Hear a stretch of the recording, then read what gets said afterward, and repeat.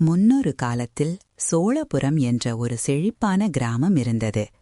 அங்கே கதிர் என்ற கடின உழைப்பாளி விவசாயி வாழ்ந்து வந்தான். அவனிடம் ஒரு சிறிய நிலம் மட்டுமே இருந்தது. அதில் அவன் புதுமையான முறைகளில் காய்கறிகளை விளைவித்து வந்தான். கதிர் தன் நிலத்தில் வேலை செய்து கொண்டிருக்கிறான். அவன் மனைவி செல்வி உணவோடு வருகிறாள்.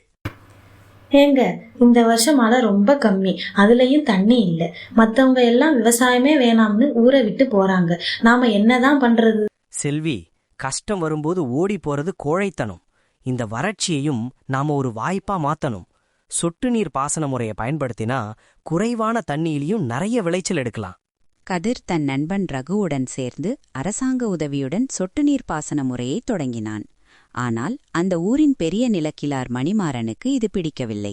எல்லோரும் அவரிடம் கடன் வாங்க வேண்டும் என்று அவர் விரும்பினார். நிலக்கிழார் மணிமாறன் கதிரை மிரட்டுகிறார். கதிர், தேவையே இல்லாத வேலையெல்லாம் செஞ்சுக்கிட்டு இருக்காத. இந்த நிலத்துல ஒண்ணும் விளையாது. பேசாம என் நிலத்துல வந்து வேலை செய், இல்லன்னா நிலத்தை எனக்கு வித்துடு. ஐயா, இது எங்க தாத்தா காலத்து நிலம். இதை நான் யாருக்கும் தரமாட்டேன். என் உழைப்பை நம்பி நான் இறங்கியிருக்கேன். கண்டிப்பா வெற்றி பெறுவேன். சில மாதங்களில் கதிரின் நிலம் பச்சை பசேல் என மாறியது.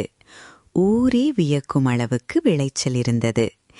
இதை தாங்க முடியாத மணிமாறன் ஒரு நாள் இரவு கதிரின் கிணற்றில் ரசாயனத்தை கலந்து பயிர்களை அழிக்க திட்டம் போட்டார்.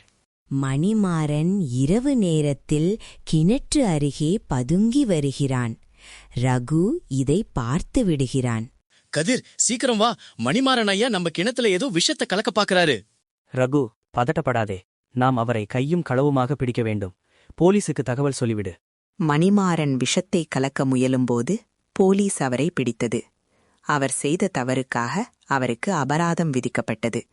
அந்த அபராத பணத்தை கொண்டு கிராமத்தின் பொதுக்குளத்தை தூர்வார கதிர் ஏற்பாடு செய்தான். கதிர், உன் புத்திசாலித்தனத்தால இன்னைக்கு இந்த ஊருக்கே தண்ணி கிடைக்க வழி செஞ்சுட்ட. நீதான் நிஜமான விவசாயி. ஐயா, வறுமையும் தடைகளும் நம்மை காயப்படுத்தலாம். ஆனா நாம சரியான வழியில் சிந்திச்சு உழைச்சா அந்த தடைகளையே படிக்கட்டுகளா மாத்தலாம்.